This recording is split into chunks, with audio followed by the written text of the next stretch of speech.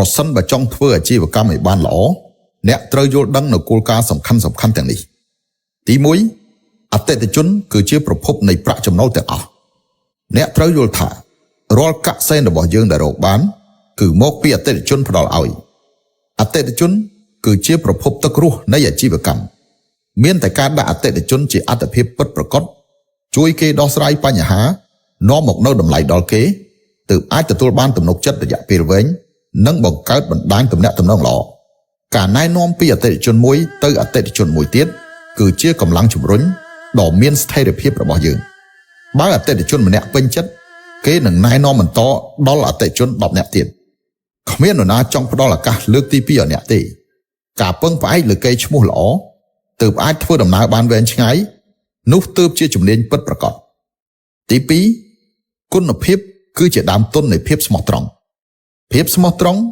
គឺជាបន្ទាត់ក្រហមនៃការអនុវត្តអាជីវកម្មអ្នកអាចមិនមានធនធានល្អប៉ុន្តែมันអាចមិនមានគុណធម៌ល្អបានទេ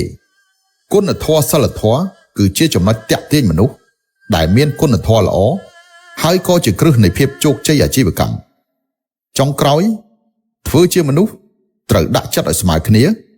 ធ្វើការងារត្រូវគិតពីទស្សនៈអ្នកដទៃកាលណាអ្នកស្មោះត្រង់ចំពោះអ្នកដទៃនោះទើបគេស្មោះត្រង់ជាមួយអ្នកវិញកាលណាអ្នកគិតគូរសម្រាប់អតិថិជនទើបចង់ជួយចែករំលែកគំនិតតែមួយអាចកំណត់វិសាលភាពនិងអនាគតអាជីវកម្មរបស់អ្នកសូមចងចាំថាអាជីវកម្មអ្នកអាចទៅបានឆ្ងាយប៉ុណ្ណាមិនមែនមើលថាអ្នកចេះនិយាយប៉ុណ្ណានោះទេប៉ុន្តែមើលថាអ្នកស្មោះត្រង់នឹងអាចទុកចិត្តបានប៉ុណ្ណាសរុបមកការដាក់អតិថិជនជាអាទិភាពនាំឲ្យបង្កើតតម្លៃទទួលទំនុកចិត្តនិងកេរ្តិ៍ឈ្មោះគុណភាពនិងគុណធម៌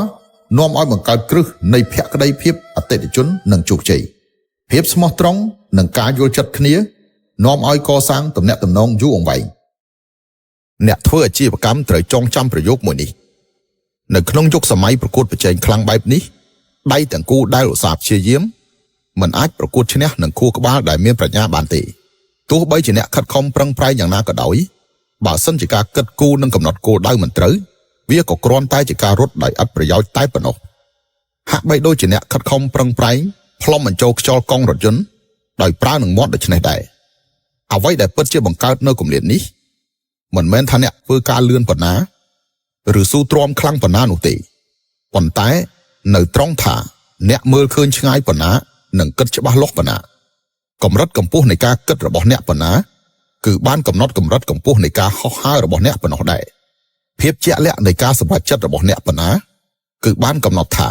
អ្នកឈ្នះដោយស្ថិរភាពប៉ុណ្ណោះដែរប្រសិនបើអ្នកចង់ឲ្យទស្សនៈមានកម្ពស់និងទ្រព្យសម្បត្តិមានកម្រាស់អ្នកត្រូវរៀនរឿង3យ៉ាងនេះ 1. ចេះមើលនិន្នាការមានន័យថាស្គាល់ទិសដៅនៃសម័យកាល 2. ចេះចាប់យកឱកាសគឺមានន័យថាធ្វើឲ្យត្រូវរឿង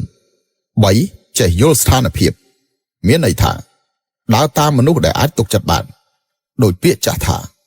ធ្វើត្រូវរឿងឈ្នះមួយដងតាមត្រូវមនុស្សឈ្នះមួយជីវិតសរុបមកជោគជ័យមិនពឹងតែលើការធ្វើការខ្លាំងប៉ុណ្ណានោះទេប៉ុន្តែគឺពឹងលើការយល់ដឹងពីនិន្នាការការចាប់យកឱកាសនិងការដើរតាមឲ្យត្រូវមនុស្ស